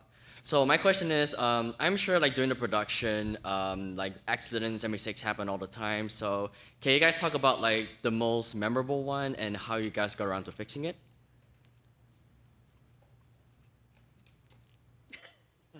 I'll answer that. Just kidding. Okay, I got one. It's kind of silly, but a lot of environment art assets require light maps to work properly, to look good and light properly. Early on in the project, as a lead, I was trying to set kind of some standards for stuff. Assuming that we probably wouldn't have the biggest budget for light maps, I kind of set the standard that they get packed too tight. So later on, we had to like revise that and made it so things used larger light maps. Oh. So it was a mistake on my part, and it kind of cost a bit of time. But like ultimately, we kind of ended up figuring out better ways of doing things. Okay. All right. Cool. Okay. Yeah. Thank you. Looking forward to future content. Get up there. There you go. Hello, my name is Vishnu. I'm actually from the Master's in Game Design degree, and today is my last day, so I'm graduating on October the 4th. Ah, congratulations. Congratulations. Thank you. Thank you. So yeah, I actually, funnily enough, this question is more directed to Craig. I'm very much a level designer myself, and well, just this morning I found out there was a level designer position at Gearbox. And so I applied for it. But I was wondering, like, from here on out, was there any like steps that I could take to like better my chances? Like anyone I could talk to? Like, what's your advice? Well, once you apply, I mean, you can definitely give me your information. I can look into it. And if you have a portfolio online, I can take a look at that and send it to my lead. And because we all look at it together, depending on which department it is. And then we'll most likely send out a test. And I can give you some guidance on the test, which I probably shouldn't, but I will. Oh, awesome. Thank you. And thank you all for coming here. Awesome. Thanks. Congrats. Josh, I felt like you wanted to say something. Oh, no, I thought it was really cool that he kind of just pointed it out and said, hey, I want to apply for this job, and I am applying. He's talking directly to the guy, you know. It was kind of an interesting, cool way to see networking happen, unfold right before your eyes. I hope you get the secret handshake in the hallway eventually. We're going to make a secret handshake today. Hello, guys. I just want to thank you guys for coming out again. And I have a quick question for you guys. If there was any other game franchise that you could work on, what game would it be and why? BioShock.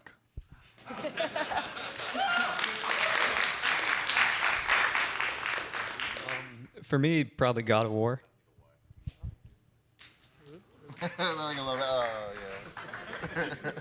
Any others? I'd want to work on whatever Control's doing next from Remedy. I don't know if anyone's played that. That game's amazing. The game is so good.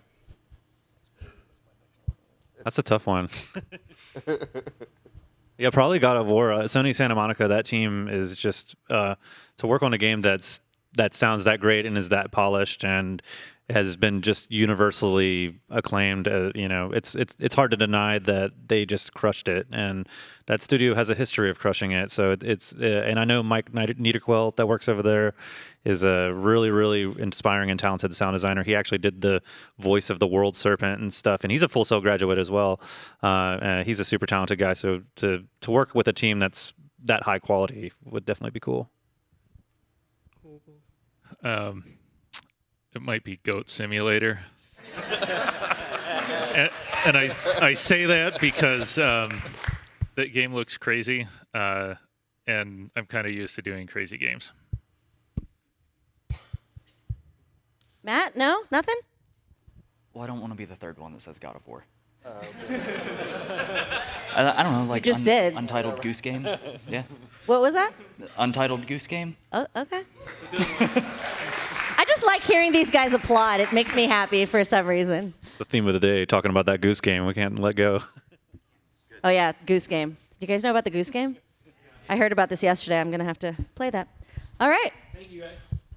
Real quick, EMA-CL1821. I'm in Brazil. My son is 12 and loves games and programming. What program language do you suggest so he can be competitive to seek a gaming career? C++.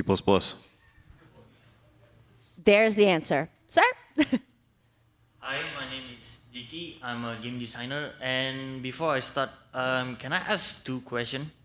Yes. Okay, the first one, since I know that Borderlands is made by Unreal, do they use visual scripting like blueprints? Sometimes to our detriment, yes, we use Blueprint. Secondly, since my degree are more focused on C#, do most games like they use C++ more? Since I see that most AAA use C++ than C#. It's going to depend. If you're working with an Unreal Engine, you're going to be in C++. That's what the engine's written in. That's what everything's there for. Unity is more C# slanted. I've never worked, AAA title with Unity. I've just done some, projects at home with it, and that had always been C#. So there are some applications there, but I don't know what a AAA studio using Unity. I don't know if they write it all in C# or not. Okay, thanks. Cool, coming up. If you guys can move forward too so that we don't waste the 5 seconds that you're walking up, that would be awesome. Thank you. Hey. Oh. Hey. Yeah, I'm David, and I was wondering what some of your favorite memories are at working at Gearbox. Or something you worked on. For me personally, we had a thing on the effects team we called Explosion Week, where we all dove into Houdini or Pyro and we're just like, make explosions, have fun. And we put on a bunch of like really awesome 80s movies with a bunch of explosions and Like that was just really fun, and we plan on doing it again, and it's a lot of fun. Towards the beginning of production on Borderlands 3, there was basically like a game jam week, and a whole bunch of teams broke out and started working on kind of like feature concepts for things. There was one where like they froze some water to turn it into like a platform that you could walk across. It was just really cool seeing like a lot of the crazy ideas come out of the teams that like, you know, like maybe we ship it, maybe we won't, but it was a great team building exercise, but also just like really cool to get a chance to kind of relax and just like focus on coming up and game jamming out some ideas.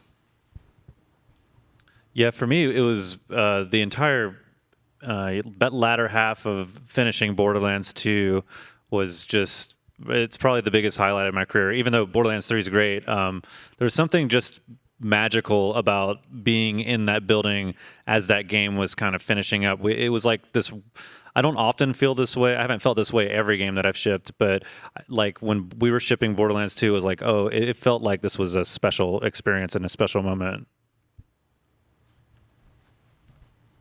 Cool. All right, thank you. You happy? Okay, good. Moving on. We have 15 minutes left, so I just want to get everybody in if possible. Hello, my name is Christian, and I'm game design here. First, I just want to take the time to say you've made a fantastic successor to 2, so thank you very much. My question's more geared toward probably Craig here. When you're designing a level, you're going through conceptualization and everything, how do you make it meaningful?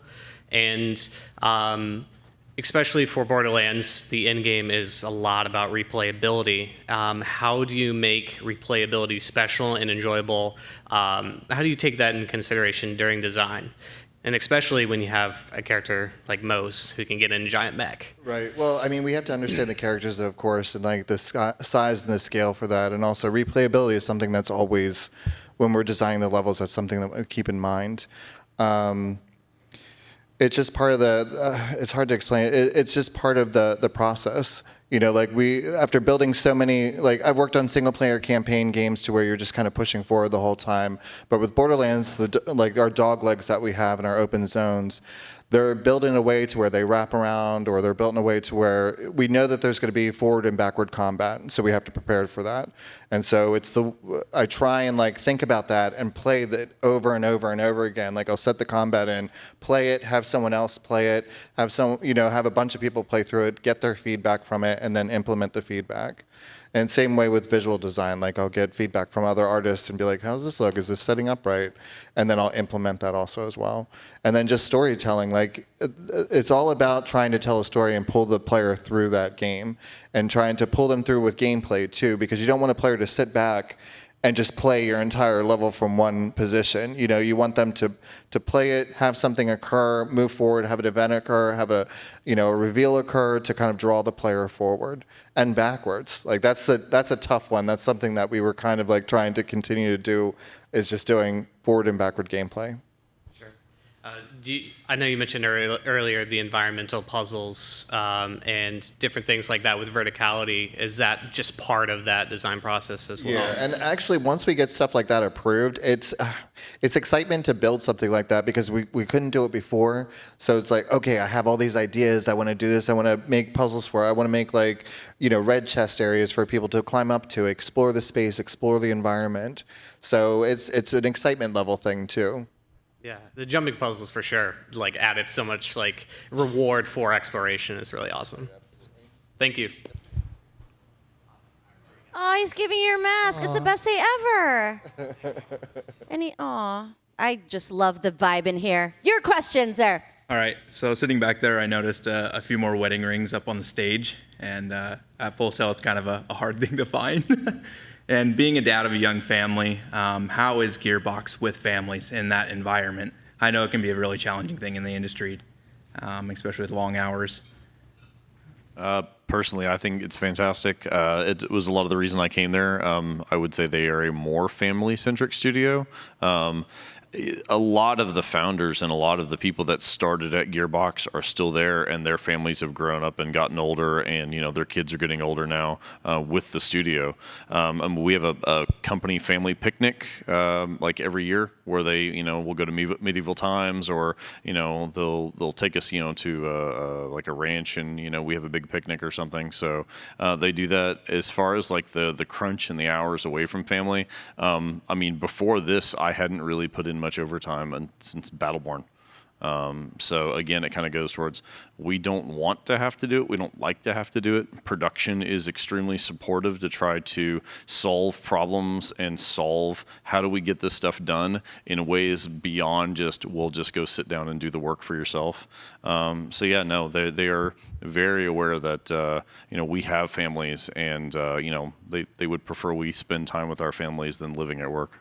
And then also with getting hired on with Gearbox, I know a lot of the locations are a distance away, and moving a family isn't the easiest thing. And do they help with relocation at all with being hired? Yeah. I think that's going to be just on a person-to-person basis. I think with any company, any position, that's something for you to negotiate with the HR departments.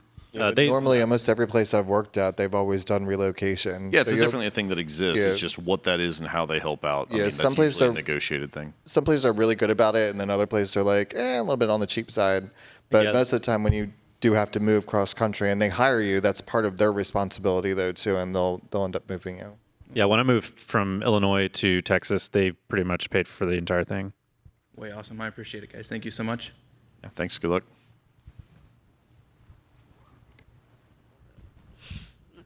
Hi, I'm Victoria. I study in game development, and there's one question is about memory management for the whole entire game in general, not just only in programming. Because I know in that part you can like reuse memory that are in pools. You can use binary files to store data or lower models poly count. But like, what about like audios? Like I heard there's like a lot of audios, and how do you guys like manage to like to fit all those things in the memory requirement? I won't be able to answer this question very well because our programmers pretty much handle that kind of stuff. But I do know that they figured out some very efficient ways to handle, especially our gun weapon audio system. I think that there's a memory pool that we have where whenever we pick up a gun in the game, the files pretty much stream into this memory pool, so that the only sounds that are in this pool are the ones that are going to be on this gun, pretty much. So I know that they do tricks like that to help make the process more streamlined, but I couldn't tell you what all sort of memory magic is going on behind the scenes as much as I could do sound design stuff. With current generation consoles and what we could try to crystal ball into whatever the next generation of consoles is going to look like, it's becoming more and more important that you manage those assets in the background. So like when you load into a level, God of War is actually a fantastic example. There are load points scattered throughout that game that are very cleverly disguised in a lot of ways, and you can kind of figure it out, especially if you're looking for it after a while. But my personal hunch for what the future of it is it's going to be a lot of managing the memory, streaming stuff in the background quickly under the hood, and basically not having to make that management interfere with the user's experience. So memory pools and a lot of that stuff are going to take place, and managing that stuff is actually going to become more and more important. Thank you very much. All right, last question, and then we will wrap this up with a couple questions from Twitch, and then we'll send you guys off. Hello again. It's me. Hi, Josh. What do you look in a sound design portfolio? We actually just went through this a bit. We had an associate position open where we were not actually looking for any experience. We were just looking for, someone who was really awesome and dedicated. The people that really rose to the top just had a very simple, clean website and pretty much just 2 demos. Like the guy that we ended up going with actually graduated from Vancouver Film School, which actually churns out a lot of really awesome candidates for sound design, game sound in particular, because they have a sound design for visual media degree. So they kind of came right out of the school with a very specific portfolio, and they, for like their class projects, they just sort of like we do here at Full Sail, they had scenes of like the World of Warcraft. There was a World of Warcraft cinematic that they completely redid the sound design for, and they had like another I think it was a car commercial that they did sound design for. So those two things kind of like stood out to us because like the sound design in his reel was like really top notch, especially for a student. Yeah, so like the people that really stood out to us just make the barrier, just like what these guys were saying with portfolios with other disciplines, basically like have something that's just make it as easy as possible for us to see your work essentially. How long? 30 seconds? Yeah, so what I recommend if you don't want to do like a cinematic scene or anything, I would actually recommend overdoing a cinematic scene if you're interested in getting into game audio, is stripping the audio completely out of a gameplay scene. This is how I got into the industry. So about 45 seconds to a minute in a relevant game that is to the studio that you're applying for, essentially. So like, for example, when I was applying for Volition, I stripped the audio out of BioShock and I just redid all that audio myself. And then I also did another demo, it was a Saints Row demo. Obviously that's very relevant to what Volition did at that time. And I stripped the sound out of that and redid my own audio. So if by doing that you actually show, like, it's not actually game audio work, like real game work, right? But you can actually fake it a little bit and make it seem like you understand how game audio principles work by just doing it in a linear format. Thank you. Yeah. All right, well, we're about to wrap this up, but to wrap it up, you guys, if you can just give these guys very quickly your last piece of advice, you know, remembering being in their shoes and what's like, any piece of advice for them before we close this out?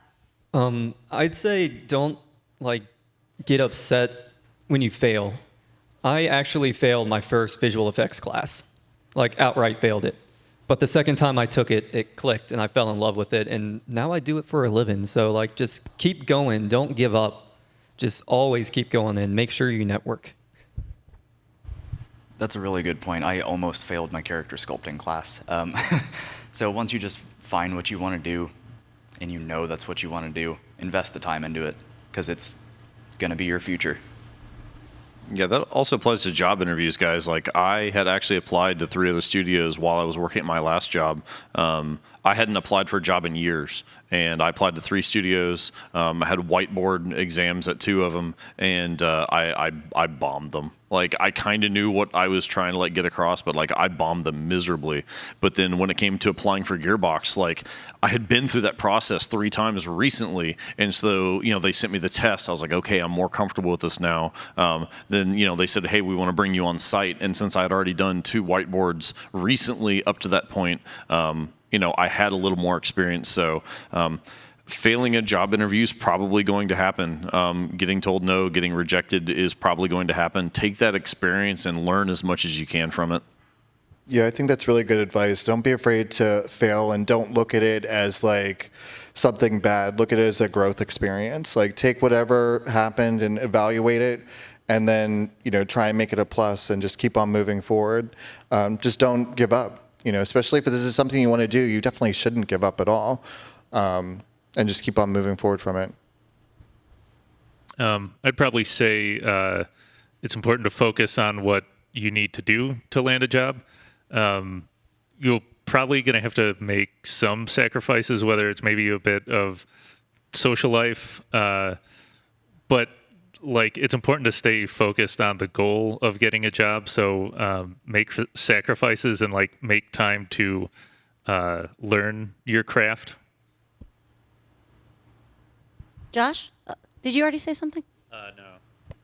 I don't know. I guess I'll say one of the things that I kind of wish I could go back and change my brain and mentality a little bit when I was in school is to tell myself you shouldn't be looking at your classmates as competition so much because they're really good. They should be your friends, and they should be hopefully future colleagues one day. I used to kind of have that mentality a little bit, but I don't think it influenced the way I treated anyone too much. But I think that you're in this time where you're meeting some really cool people and a lot of people who are just as passionate about what you're doing. I'd say just find those people who are also equally passionate and stick with them. And you never know. I've seen this happen a million times throughout my career, is classmates help classmates that were friends, and I've seen people, get hired on just because they knew they had that faith, they had that connection and that friendship together. So it makes a big difference. Awesome. Well, thank you guys so much. If you guys can and want to chat with these guys, if you guys can just go to the Fortress lobby, and hopefully you guys can come out just for a little bit if you have any further questions. But aside from that, congrats on the game. Thank you so much for taking your time and coming back to campus. We really appreciate it. Yeah, let's give them a round of applause.